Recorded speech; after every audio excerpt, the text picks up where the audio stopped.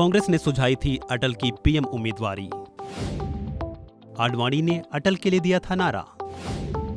आखिर कैसे कट गया था आडवाणी का पत्ता? अटल आडवाणी की जोड़ी सियासी रूप से काफी मशहूर जोड़ियों में से एक रही है।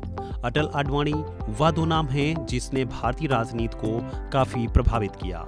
इन दो नामों की जोड़ी को आज भी बहुत ही आदर और सम्मान दिया जाता है। भले ही पूर्व प्रधानमंत्री अटल बिहारी वाजपेयी के निधन के साथ ही भारतीय राजनीति में नंबर 1 कही जाने वाली अटल आडवाणी की जोड़ी टूट गई हो, लेकिन इनके किस्से आज भी मशहूर हैं। अटल बिहारी वाजपेयी देश के 3 बार प्रधानमंत्री रहे। पहली बार 13 दिन, दूसरी बार 13 महीने और तीसरी बार पूरे 5 साल तक के लिए। उनके तीसरे कार्यकाल के दौरान ही बीजेपी के पूर्व अध्यक्ष रहे लालकृष्ण आडवाणी जी डिप्टी पीएम भी बने थे। आजादी के इतिहास में पहली बार डिप्टी पीएम का पद केवल लालकृष्ण आडवाणी के लिए इजाद किया गया।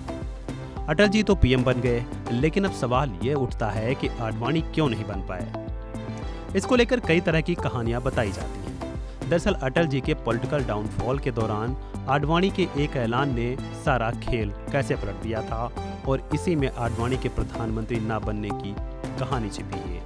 90 के दशक में राम जन्मभूमि आंदोलन के हीरो रहे लालकृष्ण आडवाणी ने बीजेपी को काफी सफलता दिलाई थी। पहली बार त्रिशंकु जनादेश के बावजूद देश में बीजेपी और उनके साथी घटक दलों की सरकार बनी। सभी ने पीएम के तौर पर बीजेपी के कैंडिडेट अटल बिहारी वाजपेयी जी का समर्थन किया था, लेकिन इसकी नींव साल 1993 में मुंबई के दादर मैदान पर हुए राष्ट्रीय अधिवेशन में ही लिख दी गई थी।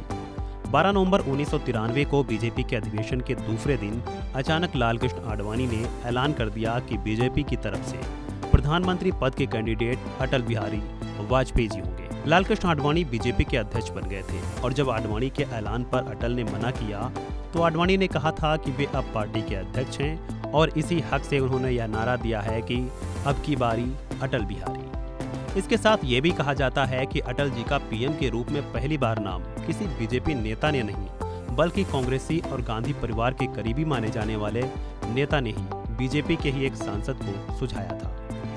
कांग्रेसी नेता माखनलाल फोतेदार ने खुद इस बात का दावा किया था।